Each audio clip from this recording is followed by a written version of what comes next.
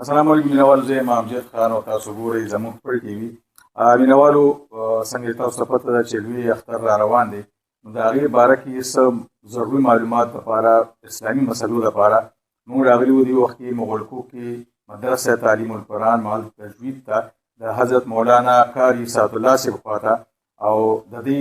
موږ دغه د قربانۍ باره کې د لوی اختر باره کې چې کوم مسلې دي د هغې باره کې به تپوسونه کوو. هغوی به راته د دې باره کې جوابونه راکوي، ځکه چې موږ غواړو چې دا زموږ خپلو مینهوالو ته ور وړاندې کړو چې کوم کسان مثال د دغه مسلو نه واقف نه دي، پوه نه دي، چې هغوی په دې باندې پوه شي او د اسلامي طریقه باندې خپلې قربانیانې وکړي. السلام علیکم مولانا صاحب. وعلیکم السلام.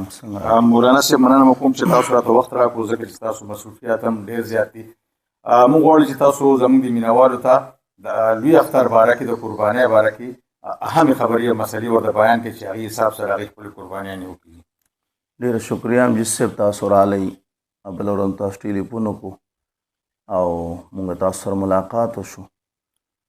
نو اوله خبره خو دا ده چې قرباني د قرب نه دی، نزدېکت، او ابتدا او بنیاد د قربانۍ د آدم علیه السلام د وخت نه وشو. قرآن ذکر کړې ده واتلو علیهم نبأ ابني آدم بالحق اذ قربا قربانا فتقبل من احدهما ولم يتقبل من الاخر. بنیاد مو صرف ذکر کو، اوږده واقعه ده د آدم علیه السلام. خو چې ضروري خبرې کمی ذکر شي هغه واقعه به اکثر ملګرو ته معلوم هم وي، خو بنیاد ابتدا د آدم علیه السلام نه شوي او معنی خپل قربت دی، نزدېکت الله ته. ګوري اصل مسله دا ده چې دا ټول شریعت قرباني ده، لیکن د شریعت بعضې طریقې داسې دي چې هغوی دپاره خپل خپل نومونه مختص دي. عبادت ټول دي، د معبود عبادت کول د عابد لا ټوله قرباني ده، لیکن دا داسې نومونه دي چې الله تبارک وتعالی یا شریعت هغې دپاره خاص کړي چې هغې کې یو بیل خوند دی او یو بیله مزه ده. نو په دې قربت کې قرباني نزدېکت کې هغه وینه تویول دي. اوس که یو سړی هغه کروڑونه روپۍ ورکي، زمونږ عقیده او شریعت او اسلام دا وایي چې دا کروڑونه روپۍ د صدقه ده، لیکن قرباني نه ده. زکات ځان ته یو مال دی، زکات د زکی نه دی، په هغې باندې مال پاکیږي، لیکن ای ته قرباني نشي ویلی. مونځ ځان ته عبادت دی، په هغې باندې زړه پاکیږي، ذهن پاکیږي، عمل پاکیږي، معاشره پاکیږي، لیکن ای ته قرباني نشي ویلی. قرباني څه ته وایي چې ته به خپل مال واخلي، یو جان، یو نفس، یو وینې والا هغې کې به خپل مال وردن نه کړي. هغې کې چې ور داخل شي هغې نه پس به هغه ستا مال د اختر په ورځ باندې، د اختر د مونځ نه بعد د یو جان په شکل کې، د یو وینې په شکل کې، د یو داسې یو دردمن حالات په شکل کې د الله په دربار کې ته پیش کړي. نو په دې وجه دې ته قرباني وایي. او قرباني هغه په چا باندې لازمي واجب ده چې چا دپاره الله وسعت ورکړی. حدیث شریف کې راځي من وجد ساعتا فلم یضحي، چا چې پیدا کو ساعت فراخي ته وایي، یعنی مالداری، او فلم یضحي د قرباني ونه کړه فلا یقربن مصلانا. رسول الله وایي دی به زموږ عیدګاه ته نه راځي، موږ سره مونځ نه کوي. مولانا صاحب اوس دې کې مختلف قسم خبر راځي. هغه کسان کم دا چې چا سره قرباني کېږي، چا سره نه کېږي. زموږ هرګز دا مطلب نه دی چې موږ کسان دی موږ نه خپو، خو چونکې دا خو اسلامي طریقه باندې وکار کول دي. نو آیا داسې کسان چې دې سره قرباني کېږي او دې سره نه کېږي، نو اصل مسله جدا ده که نه چې شریعت په هر چا باندې پرده اچوي. یو شخص معین شریعت نه یادوي، لکه څنګه چې قرآن پاک فرعون شخص معین یاد کو یا نمرود یاد کو. ولی یاد کو؟ هغه هم په دې وجه یاد کو الله چې ابراهیم علیه السلام د وجه نه وضاحت وشي، د موسی علیه السلام نه وضاحت وشي. لکه عام قوم او ملت ته دا پته نه لګي چې موسی علیه السلام مقابله چا سره وه. نو فرعون ځکه ذکر کو. رب غواړي چې تستر او پرده وي، لیکن شریعت یو داسې شی دی چې شریعت بیماری ښیي، سړی نه ښیي، علاج ښیي، مرض ښیي، خو سړی نه ښیي چې په چا لګېدل. نو اصل مسله علما دا وایي چې سود اصل مسله ده، او د سود باره کې دا 8 قسمه تقریبا خلک اب جهنم ته ځي، یا د خرابو د شرابو د خمر باره کې. نو اصل مسله سودخور، هغه سود څه شی دی؟ د سود تعریف اول مونږ وپېژنو. تفسیر معارف مفتی شفیع رحمت الله علیه لیکلی چې هر هغه قرض، کل قرض جر نفعا فهو الربا، هر هغه قرض چې تا نه یو سړی وغواړي او تی ورته په دې شرط ورکړي چې دا واخله پیسې خو ما ته به ګورې دومره راکې هر هغه قرض چې ځان پسې نفع جاری کوي دې ته ربا وایي. اصل کې ربا ګورې بعضې خلک دې کې غلطیږي. خلک وایي یره دې ته خو نفع وایي. نه نفع ربا زیادت دا یو نوم دی خو ربا ولا په عربي کې وایي. نو سودخور سره شو یا هغه مال مشترک چې هغې کې د خراب مال او حلال مال دواړه راځي او امتیازي نه. مثلا داسې مال چې کې هم رشوت راځي هم پکې چې دی نو اغلا راځي هم سرقه هم ډاکه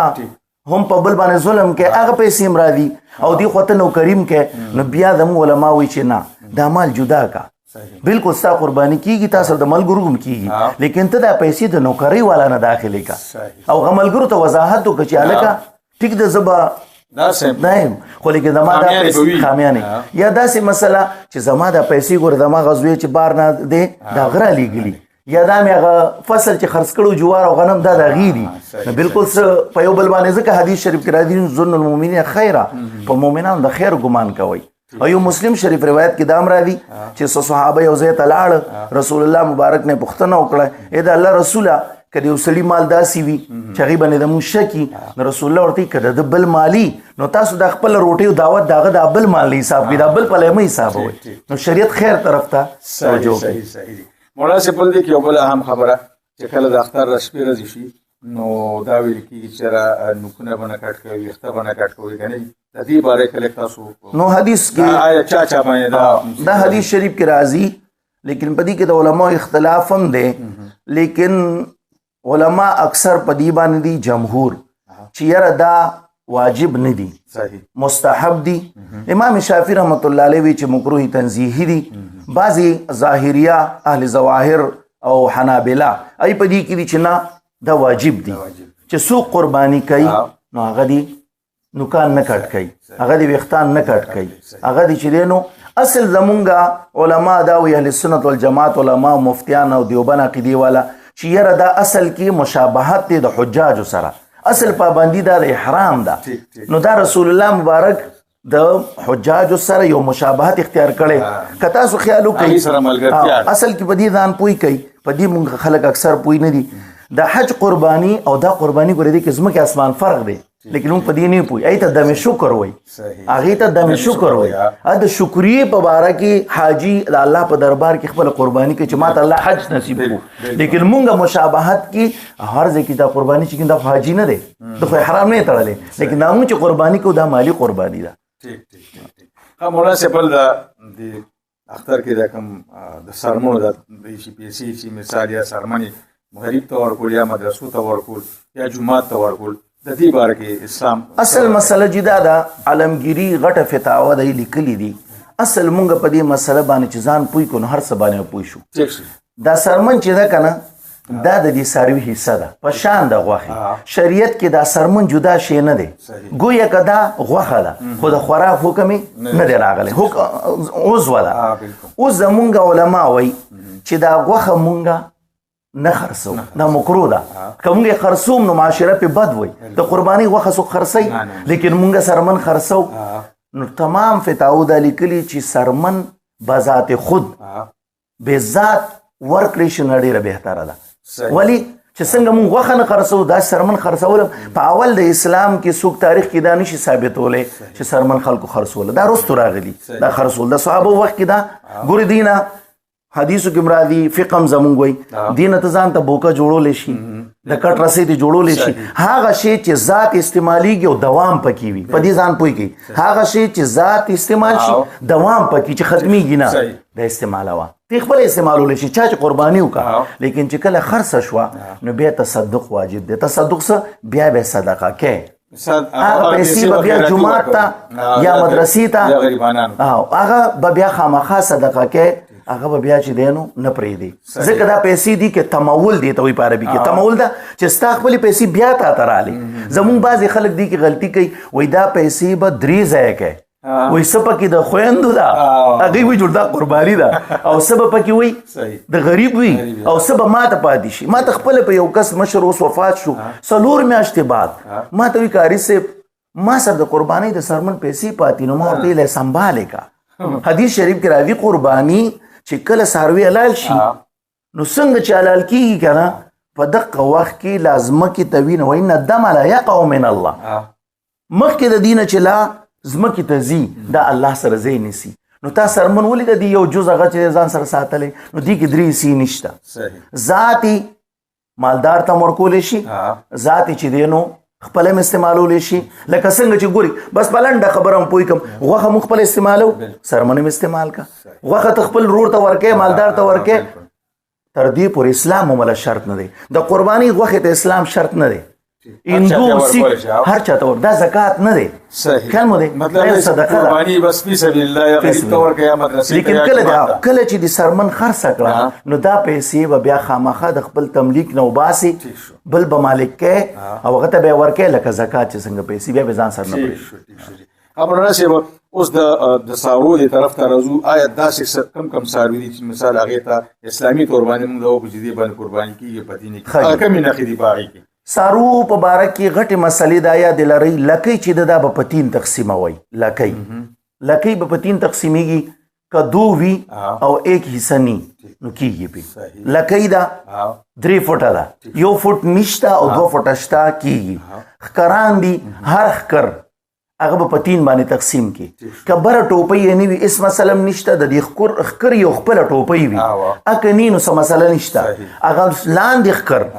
هغه که دومره مات شوي چې نیم مات شوي بیا پې نه کېږي که صرف څوکه یې ماته ده نو خیر دی دغه شان غلانس چې ده 3 تیان سم دي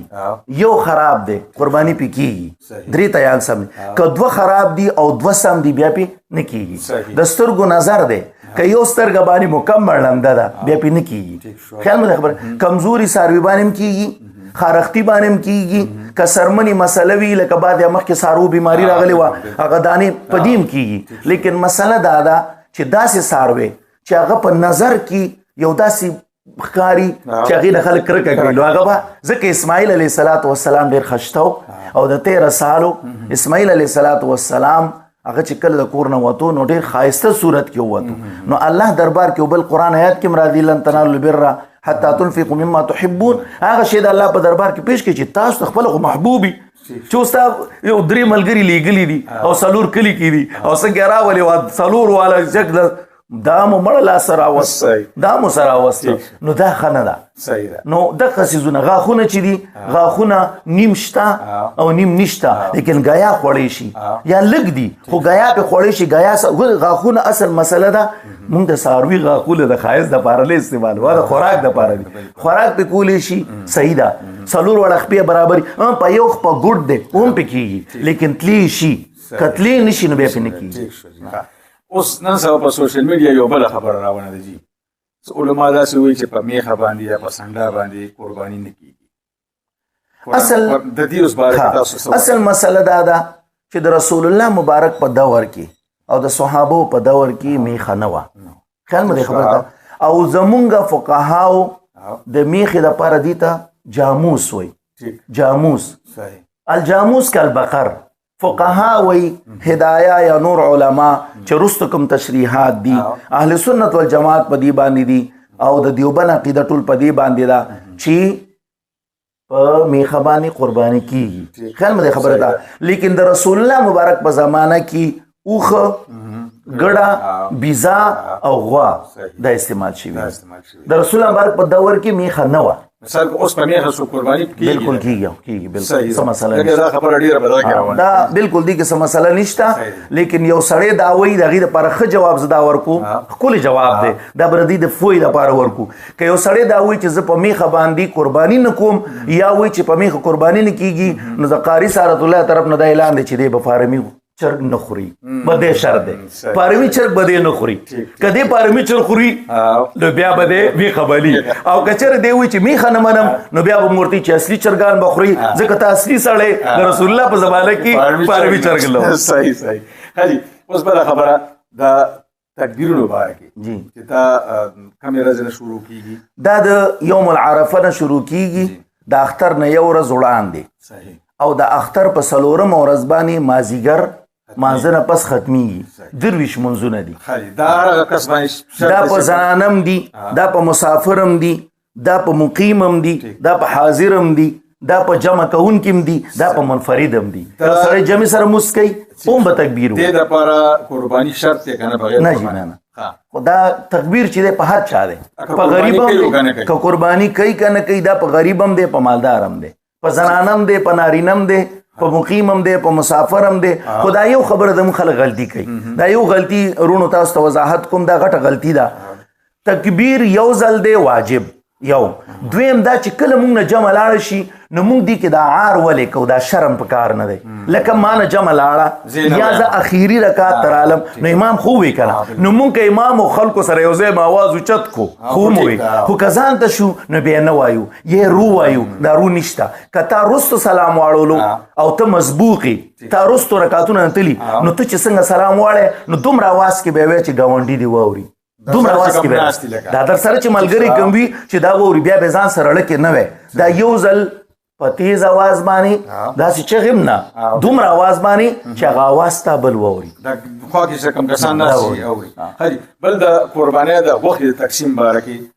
څه څه حصې دي کم کم حصې چا چاته ورکولي اول د اسلام کې اول د اسلام کې حدیث شریف کې دا راتله یو صحابي د یو سفر نه رالو نو یو بل صحابي ورته غوښه د قربانۍ کې خوده نو ورته اوچته که زه نه خورم ورته ولې وی رسول الله فرمایي چې د درېیمې ورځې نه پس به یې خورئ هم نه او ذخیره به هم نه کوئ هغه ورته نه که لروره تا ته پته نشته ته په سفر تللی وي رسول الله اول کې ویلي خو اوس اجازت کړی دی اوس اجازت کړی درېیمې ورځې نه پس هم خوړی شي خو مونږ دا وایو رونو دا اوسنی چې کومې فریزر او کاپنۍ راوتي دي نو زما په خیال که مونږ دې ته وګورو نو بیا خو د قربانۍ غوښه ما خپله یو ځای کې ولیده خفه کېږئ ما هغې سره د یو کال نه بل کاله پورې په فریزر کې پرته وه درې میاشتې خلک خوري نو زه وایم بیا خو کسابانو ته حاجت نشته چې خپلې غوښې وکړي بیا به مونږ خپلې غوښې په فریزرو کې کیدو اصل کې په قربانۍ کې قرب دی نزدېکت دی او قرب راځي په غریب باندې نو په کار دا دي چې مونږ د هغه کم از کم 10 ردی 15 زیات نه زیات 20 ردو پورې سړی دی وخوري خوندم پکې تازه می قرآن وی لحما طریا تا هغه غوښه وخوري چې تازه وي تازه کې خوند دي نو په کار دا دي چې داسې ني چې ته کتابونه لیکلي چې یو سړي خاندان لوی دی مېلمانۍ ډېر دي خو هلته ګوري لږ پوینټ ته وګورئ د هغه په 1500 کسان په یو ځای راځي او د ردې دړۍ دړۍ پخېږي نو څو ردې به کېږي لیکن یو سړي 2-3 کسان دي کور کې لیکن هغه که ځان ته ټول هم کېښودی شي خو ښه طریقه دا ده چې 3 حصې شي 3 یو د خپلو بچو ته کېږي او یو د پیژنګلو ناپیژنګلو پکې نه کوي خیال مو دی او بل د اقرباو ته ورکي رسول الله مبارک صلی الله علیه وسلم بارک تاسو اوریدلی رسول الله مبارک چې دی حضرت خدیجه الکبرى رضی الله تعالی عنها خاندان تبا سيزونه لیگل تلکاری به لیگل عائشہ بی بی ته تاسو کو رضی الله تعالی عنها اې دا الله رسول خو وفات شوی وای دا د خپلوان نه دي نو رسول الله خپل سرګانیم خیال ساتلو د خدیجه رضی الله عنها د مرګ نه پس د خپلوانو خیال ساتلو نو پکار دي چې خپلوانو ته سړی ور اوس دې یو بل خبر راځي مولانا صاحب تاسو څنګه چې اقربا ته ورکوي مونږ سبا د خلکو زموږ د خلکو د څوک قرباني نه کوي دا چې فلان کې قرباني کړي د لغه دا مسله نشته دا شرط نشته دا هدیه ده چې قرباني کړي دي دا نه کړي هغه ورکول تاسو ته دا حدیث معلومي رسول الله مبارک فرمایي چې کله ته کور کې تلکاری پخې نو یو پیاله شوروا او بپکه سیوا کا کې دي شي تا ته یو ګاونډي وغواړي کې دي شي مېلمه راشي اصل مسله دا ده زه د اکثر دا تقریر کې وایم تا اوس نری غوښه کړي کې دي چې ستا بچي غټه غوښه نه خوري لیکن تا په سنتو عملو کو ګډ حلال کړي اوس چې دا نری غوښه چا کرو کې هغه د الله نه غواړي چې خدای مونږ ته نری راکړي نو چې تا د خپل رور او ملګري او د دوست کره نری ولېږله او هغه تعالی غټه راولېږله نو تا کړه دوه تلکاري علي شي هغه کړه دوه تلکاري علي شي دا پکې مسله نشته صحیح مسله پکې دا نشته چې چا کړي د اومه ورکولې شي که چا د کړيو مې ورکولې شي زمونږ د خلکو پښتنو کې دا غلط عادت دی چې د کړي دا نو نه ورکوي عزتمندو دا د حقيقي غوښه چې څنګه مونږ یو بل ته ورکولې شو دي ته وي تحفه دي ته وي هدايا دي ته وي صدقه دا خپل ورور ته ورکولې شي دي سره مینه او محبت سي وکي اسلام کې اصل څه دی همدردي ده اسلام کې اصل کې یو بل سره محبت دی او دي کې محبت اظهار دی قرباني د کول یا کول دا شرط پکې نشته اقربا ته به وخت ورکړي هغه به تاسو سره بل اخیری کې دا شی چې کوم راځي د وخت د تقسیم جی د دې باره کې د اسلام څه مفتیانو دا خبره لیکلي پوینټ غټ واورئ غوښې تقسیم بغیر د وزن نه دی پکار بالکل دا اکثر پکې مسلې جوړیږي وزن باندې پکار دی دویم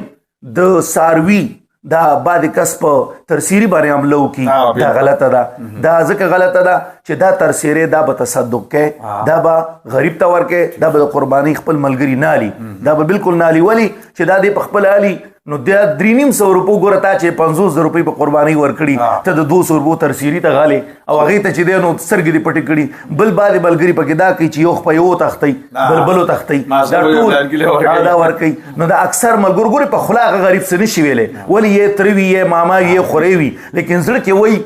چې تا د مازغه خوښ دي نو زما خوښ نه دي مازغه زما خوښ دي ټول تقسیم پکار دی ټول